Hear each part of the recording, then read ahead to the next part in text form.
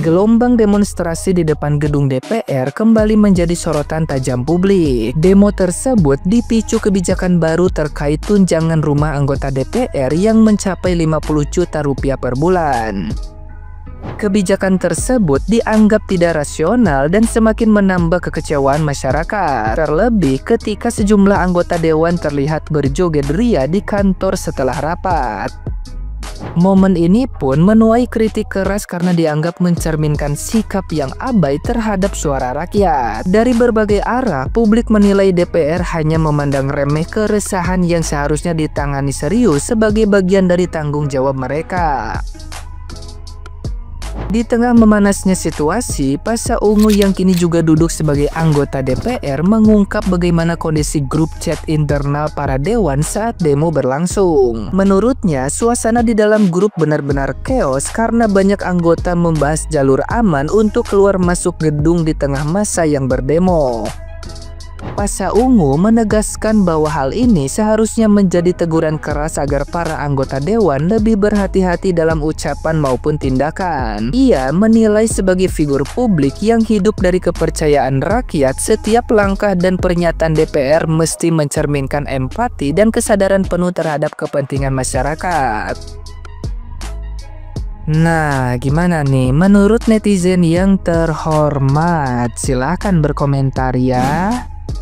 Katanya wakil rakyat, masa diajak nongkrong sebentar sama rakyatnya aja nggak mau? Pakai segala di beton itu pagar, takut kemalingan kalian? Loh kan itu malingnya di dalam semua. Lagian kalau merasa nggak punya salah ya keluar aja, temuin rakyat, ngobrol bareng. Udah kayak orang punya utang aja, ditagih nggak mau keluar. Tapi emang punya utang juga sih, utang-utang pas kampanye. Ketua DPR RI Puan Maharani menanggapi santai ancaman demonstrasi besar-besaran pada 25 Agustus 2025 terkait polemik tunjangan rumah anggota DPR sebesar 50 juta per bulan. Ia menegaskan bahwa pintu DPR akan selalu terbuka untuk rakyat dan berjanji menerima aspirasi masyarakat secara langsung. Puan menilai mendengarkan semua publik adalah bagian dari tugas DPR, sehingga aksi massa nanti akan disikapi dengan sikap terbuka dan dialogis. Tuh lihat tuh, si Rani kalau ngomong emang kadang-kadang. Rani, sejak kapan pintu DPR terbuka untuk pendemo? Yang ada jangankan pintunya, gerbangnya pun dipasang kawat berduri, terus dijagain sama polisi, terus disiapkan mobil water cannon. Kalau ricuh dikit nih, ditembakin dah water cannon, terus ditembakin dah gas air mata. Tuh, tetap aja polisi yang jadi sasaran pendemo mah. Lu mah enak Rani di dalam sama temen-temen lu, ngopi di ruangan ber-AC, joget-joget, hahaha. Tuh, gedek banget gua ngeliat lu. Intinya mah dah kalau ada aksi bubarkan DPR, rakyat siap OTW. Karena lebih baik gua dibilang tolol goblok sedunia daripada duit rakyat dimakan terus sama tikus-tikus DPR. Ingat sejarah Rani tahun 98. Saat rakyat udah bergerak, udah bersatu, presiden pun tumbang. Apalagi DPR ini cuma tikus-tikus yang sering ngerayapin duit rakyat. Jadi intinya sekarang silahkan kalian hahaha joget-joget, tunggu tanggal main rakyat. Ya, ingat sejarah Rani, ingat sejarah DPR. Kalau rakyat udah bersatu, udah bergerak, siapa yang bisa menghalangi? Gedek patua lihat lu. Demo hari ini tanggal 25 Agustus 2025. Pertama-tama gue mau bilang buat kalian yang di Jakarta, stay safe semuanya. Dan buat kalian yang sedang turun ke jalan untuk memperjuangkan keadilan, memperjuangkan bangsa dan negara Indonesia ini, gue ucapkan banyak amat sangat banyak terima kasih untuk kalian para pemberani, untuk kalian yang masih memperdulikan negara Indonesia ini. Nah, sebetulnya secara tidak langsung kalian yang turun ke jalan itu juga mewakili suara gue. Mohon maaf sekali gue tidak bisa turun ke jalan, tidak bisa ikut demo karena pertama gue memang wanita dan mungkin keberanian gue tidak seberani kalian, tapi gue hanya berani menyuarakan keadilan lewat konten-konten gue.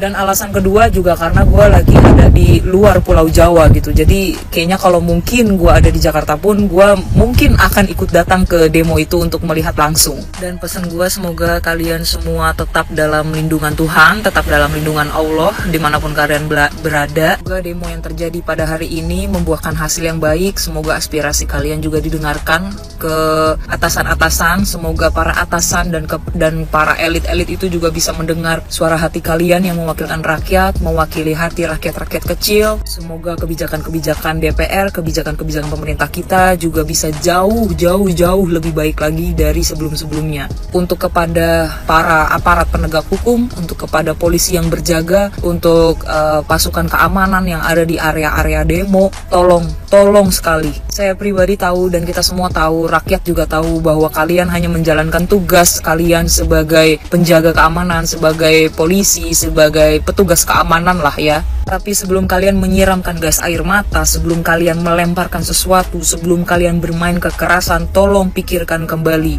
Tolong rakyat yang sedang berada di sana, adik-adik kita, anak-anak STM, mahasiswa-mahasiswa di sana, rakyat-rakyat yang ikut berdemo di sana, itu semuanya bersuara demi keadilan dan kemajuan bangsa negara ini. Karena mau bagaimanapun, hanya rakyat yang saat ini paling mengerti situasi dan kondisi mereka saat-saat ini. Kesulitan mereka, kesulitan mencari pekerjaan, merasa tidak adil dengan naiknya gaji DPR, tunjangan DPR, dengan apapun itu yang terjadi, dengan ketidakadilan yang terjadi. Mau bagaimanapun, hanya rakyat yang mengetahui hal itu, hanya rakyat yang bisa merasakan. Dan yang marah itu bukan satu atau dua rakyat loh, tapi banyak. Untuk para aparat penegak hukum, para penjaga keamanan, untuk para DPR, untuk para dewan, para anggota ya. Jangan pernah lupa bahwa apapun yang kalian miliki saat ini, jabatan apapun yang kalian miliki saat ini, penghasilan berapapun yang kalian miliki saat ini, makanan apapun yang kalian makan saat ini, itu semua hasil dari kami para rakyat. Gaji-gaji kalian itu berasal dari kami.